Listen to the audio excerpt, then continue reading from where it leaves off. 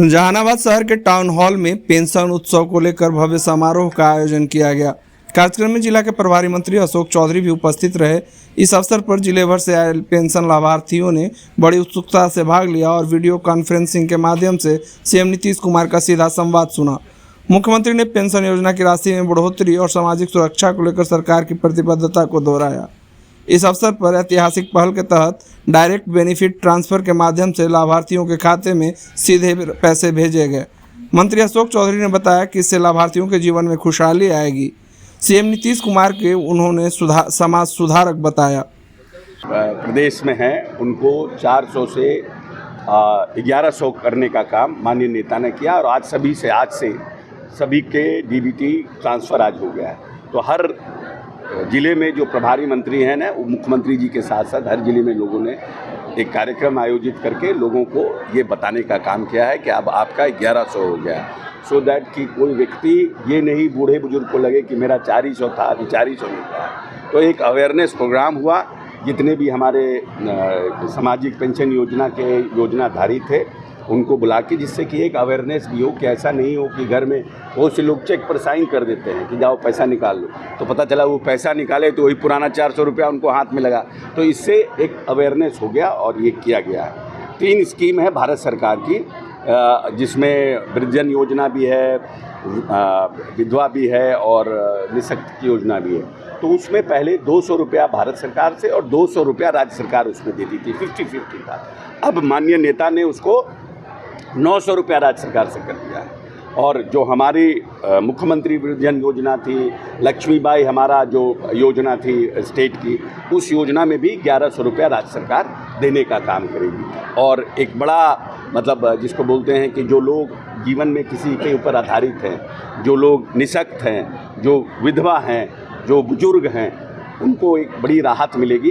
कम से कम उनके बाल बच्चे, जो पोता है नाती है, वो उनके पीछे बिस्किट के लिए, मिठाई के लिए, टॉफ़ी के लिए लगा रहेगा। और जो छोटे छोटे जो हमारे निःशक्त लोग हैं, कम से कम उनको जो हम लोग गाड़ी दे रहे हैं बैटरी ऑपरेटेड, उसमें उन लोगों को मिलेगा, काम मिलेगा, हर महीने 1100 मिलेगा। तो एक सम्मानजनक जीवन जीने का आधार होगा।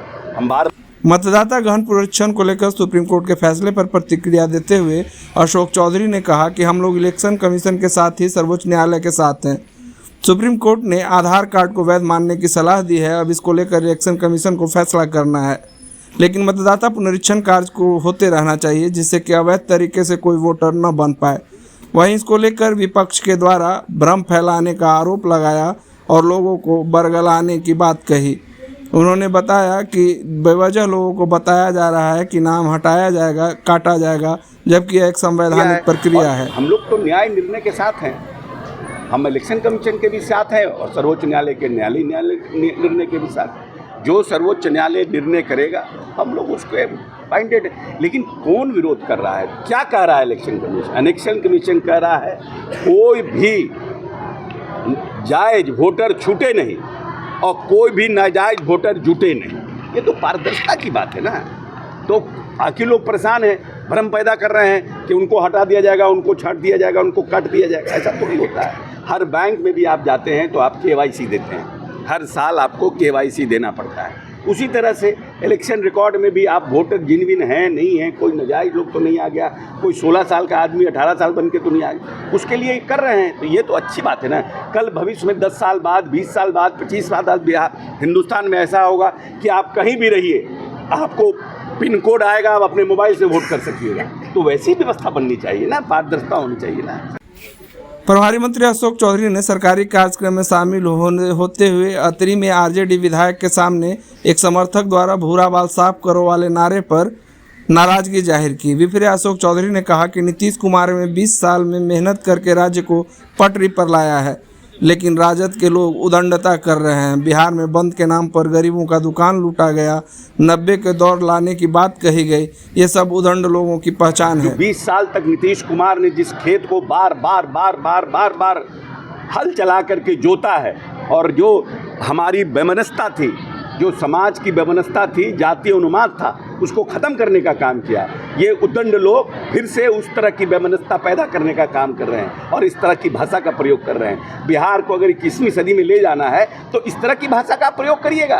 बुरा बाल साफ करो, किसके बारे में आप कह रहे हैं? फिर से आप पिछड़ा और अगड़ा का लड़ाई लड़ाना चाहते हैं कि बिहार इसी लड़ाई में फंसा रहेगा कि 21वीं सदी का जिस तरह से बिहार बन रहा है, जिस तरह से हमको परमाणु का फैक्ट्री लगाना है, जिस तरह से हमको AI में आगे बढ़ना है, जिस तरह से हमको सॉफ्टवेयर में आगे बढ़ना है, जिस तरह से हमने अपने पॉलिटेक्निक और ITI में AI के लिए स्टार्टअप्स लगाने की बात कर रहे हैं, हमको वो करना है कि हमको ये करना है। ये उद्दंड लोग हैं, ये बिहार को किसी भी तरह से सत्ता पर पाना चाहते हैं। क्या हुआ दरभंगा में? दरभंगा में एक बंद करने वाले ने, RJD समर्थक ने कहा कि 90 का दौर आने दो, तब तुमको बताएंगे।